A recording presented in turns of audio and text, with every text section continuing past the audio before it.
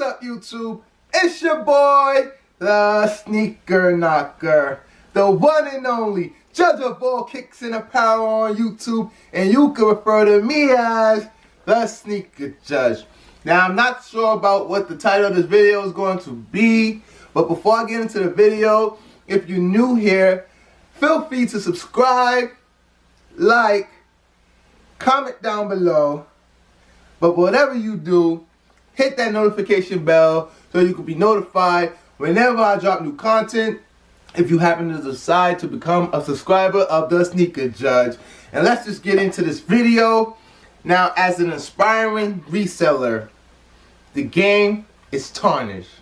The reason why the game is tarnished is because of resources and platforms like StockX and GOAT. Now, I'm not going to talk bad on Flight Club or Stadium Goods because as the primary resellers in the industry, they was here first and they already have established their name in the culture of the sneaker world. And I don't really hear too much bad news, although they have a better business bureau. You know, lawsuits and cases open upon Flight Club, and I also think Stadium Goods. Most of those cases have been closed. So people have had discrepancies about them sending their sneakers to Flight Club or Stadium Goods. And you know, the whole process of Stadium Goods, although they give you that good, you know, profit margin that you'll be able to make if you send them your sneakers versus going to StockX or Stadium Goods.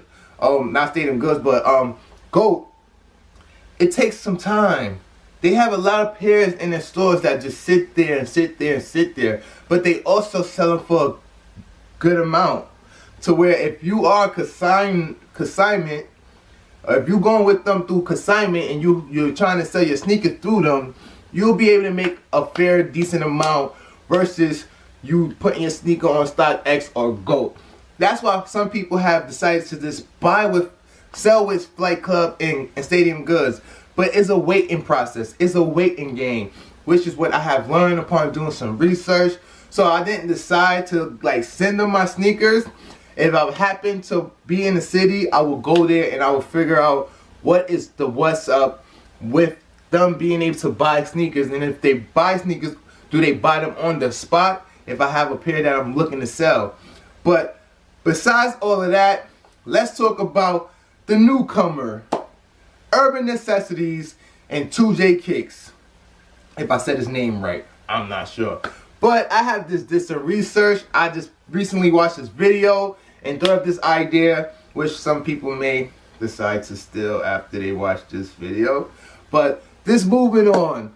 Shout out to TwoJsKicks and everything he's doing. He's an innovator. The reason why I call him an innovator is because he has seen other people do it, and he figured out a way that he will be able to do it. So pretty much he's in a lane, but he's also creating a lane all by himself. So he's pretty much, you know, making his own lane in the sneaker world. Opening up stores, partnering with, I think is American Eagle. So he really got that bag, which is why he's able to go to sneaker cons and purchase so many sneakers. And you got a lot of people in the sneaker culture hating on him. You got these topics coming about if these sneakers at SneakerCon are fake, which for the most part, you never know what sneakers are fake no matter who's the person selling it to you. You're not going to know unless you're really in the know. So for the most part, SneakerCon has been around for quite some time now. And if sneakers were being sold there that were fake, this would already be a topic that everybody would be discussing. But the fact that TwoJsKicks is able to go to the sneaker cons, have his own platform, have his intake booths, have his own booth to where he sells sneakers, people are skeptical about how is this person able to just purchase these pairs. The reason why he's purchasing these pairs from people is because he's giving back to the culture and he's also building his brand. In order to have a consignment shop, you have to have multiple pair of sneakers. You have to have exclusive pair of sneakers. You cannot be somebody that is like worried about your budget or being picky on what sneakers you want to buy. If you see these Salts 700 that just released and you need an 8 pair and this person has them, you're going to cop them. For the most part, you're going off the respect of the SneakerCon brand and the name, and that they don't want to tarnish their name by having people be there who are selling fake. So it has to be like some sort of background check, some type of verification, authentication that goes on with these people who have these booths at sneaker cons and are selling their sneakers. So being that 2JKicks has already been to sneaker cons, he's a part of the culture, he knows the ins and outs, he has that sense of security to where he's able to go to these sneaker cons, and he has a sense of comfort and secureness to where if he's spending his money, he know he's getting an authentic pair. And if that's not the case, oh well, he still got the bag. He can do whatever he wants. Which is why it's time to move on from GOAT and StockX and decide that you want to invest your money into Urban Necessities. And the reason why I say it's time to move on from GOAT and StockX and invest in something new, which is Urban Necessities, is for the one word that I just mentioned before saying what I'm about to say now, is because Urban Necessities is new. It's something that's newly established. They have a consignment shop in New York. They also, I think, have like a drop-off site in Las Vegas. And it's really dope that 2JKicks has come up with this idea to be the only consignment shop that's offering 10% consignment. So they will charge you a 10% fee off a sneaker that you sell through them. And that 10% could be no more than $20, as it has mentioned. They also are accepting sneakers and are willing to clean them for you for a small fee of 5%.